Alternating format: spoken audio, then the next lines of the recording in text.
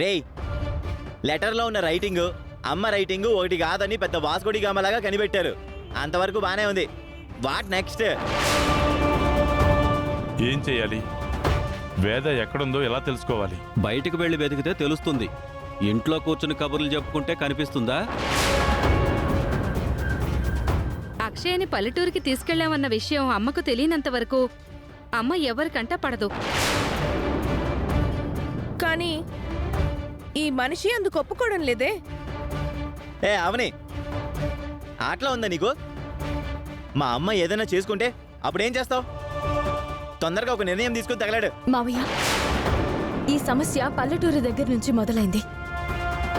ఊరి వాళ్ళు వచ్చి చెప్పింది మనం కళ్ళారా చూసింది కాదు.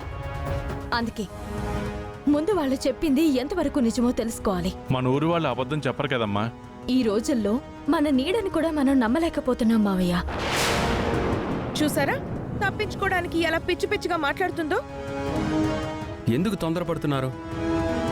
ముందు అవని ఏం చెప్పబోతుందో వినండి. చెప్పవని.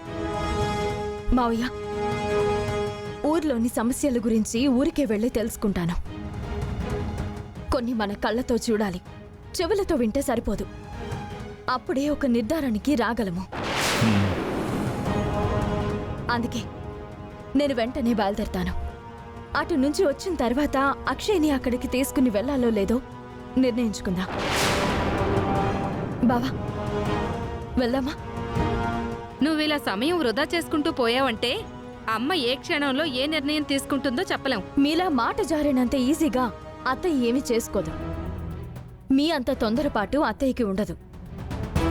పోలీస్ కంప్లైంట్ ఇవ్వడం మంచిదనిపిస్తుందమ్మా. వద్దు మావయ్య. అత్తయ్య తనంతట తానుగా లెటర్ రాసి వెళ్ళిపోలేదు అని క్లియర్గా మనకి దొరికిన లెటర్ ద్వారా తెలిసింది. ఎవరో కావాలని ఇదంతా చేస్తున్నారు. అత్తయ్యని ఎక్కడో బంధించి ఉంటారు. కంప్లైంట్ ఇచ్చామన్న విషయం వాళ్ళకి తెలిస్తే అత్తయ్యకి ఏదైనా ప్రమాదం తలపెట్టచ్చు. మేము ఊరు నుంచి వచ్చే వరకు దయచేసి ఓపిక పట్టండి, ధైర్యంగా ఉండండి. నా మాటని కాదనకండి. బావా, పద. అక్షయ, నువ్వు తాతయ్య దగ్గరే ఉండమ్మా. జాగ్రత్త. రా బావా.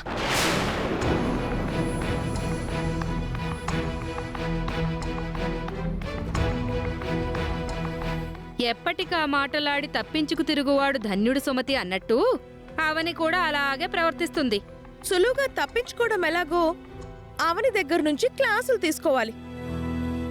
అవునవును, సామాన్యురాలు కాదు. మొగుడిని వెంట పెట్టుకుని వెళ్ళింది కదా. అక్కడి నుంచి రాగానే ఇద్దరూ కలిసి ఒక కథ చెప్తారు. అది ఖచ్చితంగా సీరియల్కి బాగా పనికొస్తుంది. మనం చెయ్యం, ఎదుటి వాళ్ళని చెయ్యనివ్వం. అది మనకు తెలిసిన విద్య. అసలే మనశ్శాంతి లేకుండా ఉంది. అసలు మీ గొడవేంటి? ఆపండి ముందు.